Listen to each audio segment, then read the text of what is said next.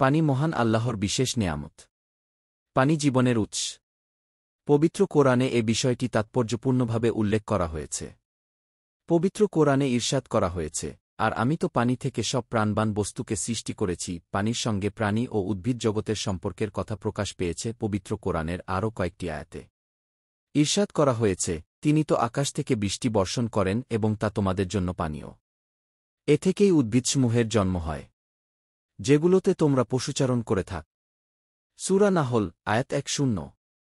দুনিয়া ও আখিরাতের জীবনে পানির বিশিষ্ট ভূমিকা রয়েছে, যে কারণে পবিত্র কোরআনের ৪-৬ স্থানে পানির বিষয়টি সামনে আনা হয়েছে। সূরা আরাফের ৫-০ নম্বর আয়াতে পানিকে জান্নাতবাসীর জন্য নেয়ামত এবং জাহান্নামীদের জন্য শাস্তি হিসেবে উল্লেখ করা হয়েছে।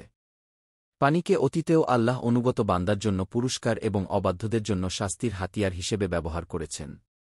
হজরত ইব্রাহিম আলাইহি ওয়াসাল্লাম এবং তার পুণ্যবতী স্ত্রীর পুণ্যবান সন্তান ইসমাইল আলাইহি ওয়াসাল্লাম এর জন্য সৃষ্টি করা হয়েছিল জমজম কূপ।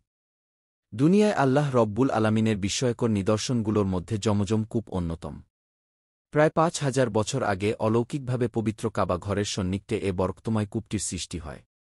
আল্লাহর নির্দেশে হজরত ইব্রাহিম আলাইহি ওয়াসাল্লাম প্রিয়তমা স্ত্রী হাজেরা ও দুগ্ধপোষ্য শিশু ইসমাইল আলাইহি ওয়াসাল্লামকে জনমানবহীন প্রান্তরে নির্বাসনে দেন।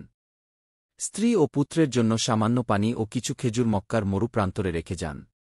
ইব্রাহিম আলাইহি ওয়াসাল্লাম চলে যাওয়ার পর হাজেরা আলাইহি ওয়াসাল্লাম সন্তানকে বুকে ধারণ করে আল্লাহর ওপর ভরসা রেখে নির্জন প্রান্তে থাকেন। খাদ্যপানীয় ছাড়া তিনি বেশ কিছু দিন কাটান।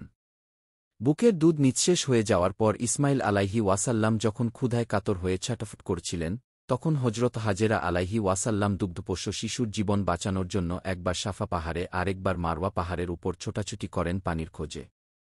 কোথাও পানি না পেয়ে তিনি যখন ক্লান্ত-শ্রান্ত তখন হঠাৎ দেখতে পান ইসমাইল আলাইহি ওয়াসাল্লাম এর পায়ের আঘাতে পানির ফোয়ারা উথলে উঠছে। চারদিকে তিনি বালু ও পাথর দিয়ে পানির প্রবাহ থামান। সেই কুদরতি পানির ঝরনা ধারাটিই জমজম কূপ। একইভাবে হজরত নূহ আলাইহি ওয়াসাল্লাম এর অবাধ্য কওমের জন্য নাজিল হয়েছিল শাস্তি হিসেবে ভয়াবহ প্লাবন। যে প্লাবনে অবিশ্বাসীদের সবাই পানিতে ডুবে মারা যায়। ফেরাউন ও তার সৈন্য দলের পানিতে ডুবে মারা যাওয়াও আল্লাহর তরফ থেকে আসা শাস্তি। দুনিয়াদারির জীবনে পানি এমন এক অপরিহার্য জিনিস যা ছাড়া জীবনধারণের কথা কল্পনা করাও কঠিন। পানি ইবাদতেরও অন্যতম অনুষঙ্গ। আল্লাহর ইবাদতের জন্য বান্দাকে পবিত্রতা অর্জন করতে হয়। পবিত্রতা অর্জনে পানির ব্যবহার সুবিদিত। মানবজীবনেই শুধু নয়, পৃথিবীতে জীববৈচিত্র্য টিকিয়ে রাখার ক্ষেত্রে পানির অবদান অনস্বীকার্য। আখিরাতের জীবনে পানি জান্নাতবাসীকে উপহার দেওয়া হবে ও জাহান্নামবাসীকে শাস্তি হিসেবে পানি থেকে দূরে রাখা হবে।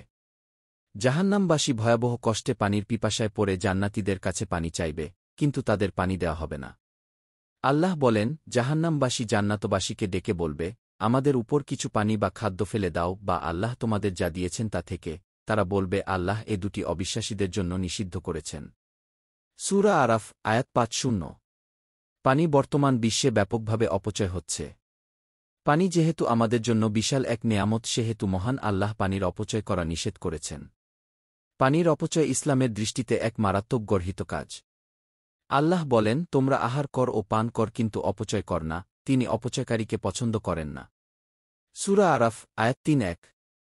ইসলামে পানির সদ্ব্যবহারের ওপর বিশেষ গুরুত্ব দেওয়া হয়েছে। পানি যেহেতু মহান আল্লাহর নেয়ামত, সেহেতু পানির সংরক্ষণ এবং এর সদ্ব্যবহার মুমিনদের জন্য অবশ্য পালনীয়। এমনকি অজু করার সময়ও যাতে পানির অপচয় না হয় সে বিষয়ে সতর্ক করা হয়েছে। ইবনে মাজাহ শরীফের হাদিসে বলা হয়েছে, সাহাবী হজরত সাদ বিন আবু ওয়াক্কাস রাদিয়াল্লাহু আনহু একদিন বসে অজু করছিলেন। এমন সময় রসূলুল্লাহ সাল্লাল্লাহু আলাইহি ওয়াসাল্লাম তার পাশ দিয়ে যাচ্ছিলেন। তার পানির ব্যবহার দেখে তিনি তাকে জিজ্ঞাসা করলেন, এত অপচয় কেন? সাহাবী জিজ্ঞাসা করলেন, অজুর মধ্যে কি অপচয় হয়? রসূলুল্লাহ সাল্লাল্লাহু আলাইহি ওয়াসাল্লাম বললেন, হ্যাঁ।